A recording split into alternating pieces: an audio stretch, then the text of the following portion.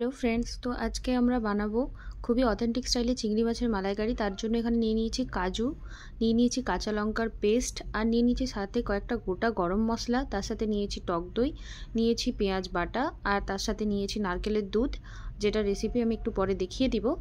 আর তার সাথে নিয়েছি এখানে কোরা নারকেল, আর নিয়েছি সামান্য পরিমাণে টমেটো পিউরি, আর নিয়েছি কয়েকটা চিংড়ি মাছ। তো এখন আমি চিংড়ি মাছগুলোতে ভালো করে নুন হলুদ মাখিয়ে নিব। তো চিংড়ি মাছগুলোর মধ্যে দিয়ে দিয়েছি সামান্য পরিমাণে লবণ, আর দিয়ে দিয়েছি সামান্য পরিমাণে হলুদ। এখন চিংড়ি মাছগুলোকে ভালো করে মাখিয়ে নিব, তারপর আমি ওগুলোকে ভেজে নিব। তো দু সাইডে আমি ভালো করে চিংড়ি মাছে নুন এবং হলুদটা মাখিয়ে নিয়েছি। এখন আমি গ্যাসটা অন করে নিচ্ছি, আর বসিয়ে দিলাম একটা ননস্টিকের প্যান। দিয়ে দিব এর মধ্যে সামান্য পরিমাণে সাদা তেল, আর তারপর আমি চিংড়ি মাছগুলো ভেজে নিব। তো তেলটাকে একটুখানি গরম হতে দিয়েছিলাম, তেলটা গরম হয়ে গেছে। এখন এর মধ্যে দিয়ে দিলাম চিংড়ি মাছ। প্রত্যেকটাকেই আমি লাল লাল করে ভেজে নিব দু সাইডটা। তো চিংড়ি মাছগুলো ভাজা হচ্ছে, একটা সাইড ভাজা হয়ে গেছে, আমি অন্য দিকটা ঘুরিয়ে দিয়েছি ভাজার জন্য। অন্যদিকে আমি গ্যাসে একটুখানি জল গরম বসাবো নারকেলের দুধটা বানানোর জন্য। তো তার জন্য নিয়ে নিয়েছি একটা স্টিলের বাটি, এর মধ্যে দিয়ে দিলাম সামান্য পরিমাণে জল। এটাকে একটু হালকা গরম হতে দেবো। চিংড়ি মাছগুলো বেশ ভালোভাবে ভাজা হয়ে এসেছে। তো এখন জলটার মধ্যে আমি আঙুল ডুবিয়ে দেখে নিচ্ছি। যখন দেখবেন জলটার মধ্যে আঙুল ডোবানো যাচ্ছে, তখন জলটা নামিয়ে এর মধ্যে দিয়ে দিবেন নারকেল কোড়াটা। এটাকে ভিজতে দেবো কিছুক্ষণের জন্য, যাতে এর মধ্যে থেকে নারকেলের দুধটা আমি বার করে নিতে পারি। ওদিকে আমার চিংড়ি মাছগুলো ভাজা হয়ে গেছে, তো আমি এগুলোকে এক এক করে তুলে নিলাম।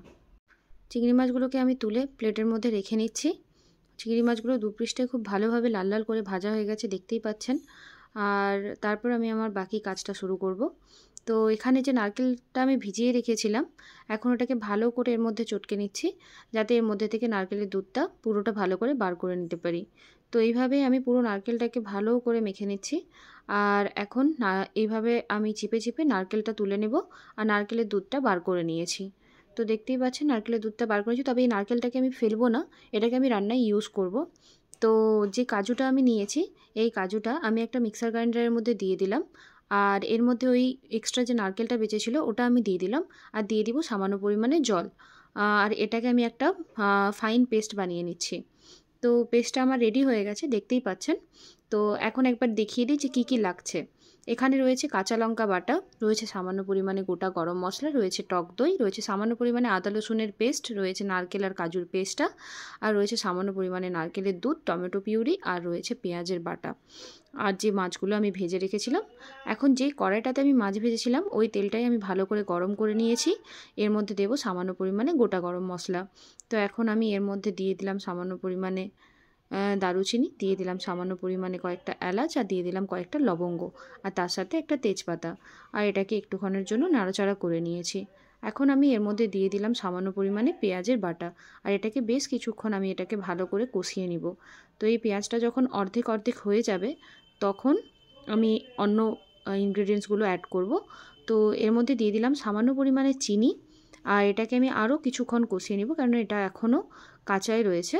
তো দেখতেই পাচ্ছেন এটা অর্ধেক হয়ে গেছে। এখন আমি এর মধ্যে বেটে রাখা আদা রসুনের যে পেস্ট ছিল, সেটা 1 চামচ মতো দিয়ে দিলাম, আর দিয়ে আমি ভালো করে এটাকে কষিয়ে নিব যতক্ষণ না এর মধ্যে কাঁচা গন্ধটা চলে যাচ্ছে।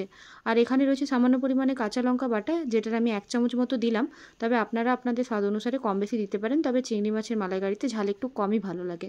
এটাকেও বেশ কিছুক্ষণ আমি কষিয়ে নিয়েছি। তারপর এর মধ্যে দিয়ে দিলাম টমেটো পিউরিটা, একটু বেশি পরিমাণেই দিয়েছি, তাতে টেস্টটা অনেক বেশি ভালো আসবে। আর এটাকেও বেশ কিছুক্ষণ আমি কষিয়ে নিব। আর দেখতেই পাচ্ছেন এটাও কষিয়ে বেশ শুকনো শুকনো হয়ে গেছে। তখন আমি এর মধ্যে যে দইটা ফেটিয়ে রেখেছিলাম, ওই দইটা আমি অ্যাড করে দেবো। তো ওই ফেটিয়ে রাখা দইটা আমি অ্যাড করে দিলাম, আর এটাকে আরও কিছুক্ষণ ধরে আমি কষাবো। চিংড়ি মাছের মালাইকারিতে কষানোটা খুবই ইম্পর্ট্যান্ট। একটু কম আঁচে সময় নিয়ে এটাকে রান্না করতে হয়, তবে খেতে অসাধারণ সুন্দর হয়। দেখতেই পাচ্ছেন দইটা দিয়ে আমি এটাকে বেশ কিছুক্ষণ কষিয়ে নিয়েছি। এখন যখন এরকম একটা পর্যায়ে চলে এসছে, তখন এর মধ্যে দিয়ে দিলাম সামান্য পরিমাণে হলুদের গুঁড়ো, আর এর মধ্যে আরও কিছু মশলা দেবো, যেমন সামান্য পরিমাণে ধনে গুঁড়ো আর সামান্য পরিমাণে লঙ্কার গুঁড়ো। মশলাগুলো একটু কমই দেওয়ার চেষ্টা করবেন, কেননা এর মধ্যে বাটা মশলা অনেক কিছু অ্যাড করা আছে, তো গুঁড়ো মশলা একটু কমই অ্যাড হবে। তো এটাকে কিছুক্ষণ কষিয়ে নিব, আরও যতক্ষণ না এটা ভালোভাবে ভাজা হয়ে যাচ্ছে। তো এখন এটা হয়ে গেছে, এর মধ্যে দিয়ে দিব সামান্য পরিমাণে ওই বেটে রাখা যে নারকেল আর কাজুর পেস্টটা ছিল। তো এটাকে ভালো করে আমি মিক্স করে নিচ্ছি, আর এটাকেও আমি কিছুক্ষণ লো আঁচে কুক করব। তো এটা কিছুক্ষণ লো আঁচে কুক হোক, তারপর আমি আমার বাকি প্রসেসটা করব। তো এটা এখন রেডি হয়ে গেছে। এর মধ্যে দিয়ে দিলাম সামান্য পরিমাণে লবণ, আর একটুক্ষণ আমি এটাকে নাড়াচাড়া করে নিচ্ছি। তো এটাকে আমি ভালো করে কিছুক্ষণ কষিয়ে নিয়েছি। আর এটা যখন আমার রেডি হয়ে গেছে তখন আমি এর মধ্যে দিয়ে দিব যে আমি নারকেলের দুধটা রেডি করেছিলাম, ওই নারকেলের দুধটা আমি এর মধ্যে অ্যাড করে দিলাম।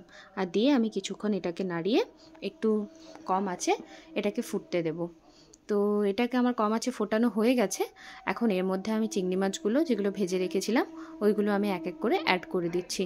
চিংড়ি মাছগুলো অ্যাড করা হয়ে গেছে, একটুখানি নেড়ে দিলাম। আর এটাকে আমি খুব কম আঁচে রান্না করব, তো একটু ঢাকা দিয়ে এটাকে লো আঁচে কুক করব। তো এটাকে আমি ঢাকা দিয়ে দিয়েছি, এটা হোক। দেখতেই পাচ্ছেন খুব সুন্দর ভাব বেরোচ্ছে এটা থেকে। এটা একদম রেডি হয়ে গেছে। তো আমি একটু নেড়ে দেখিয়ে দিই এটা। একদম গাঢ় গাঢ় গ্রেভিটা হয়েছে, আর কালারটাও অসাধারণ সুন্দর এসেছে। এখন এটাকে আমি নামিয়ে নিব, আর তারপর দেখাবো যে এটা কেমন হয়েছে।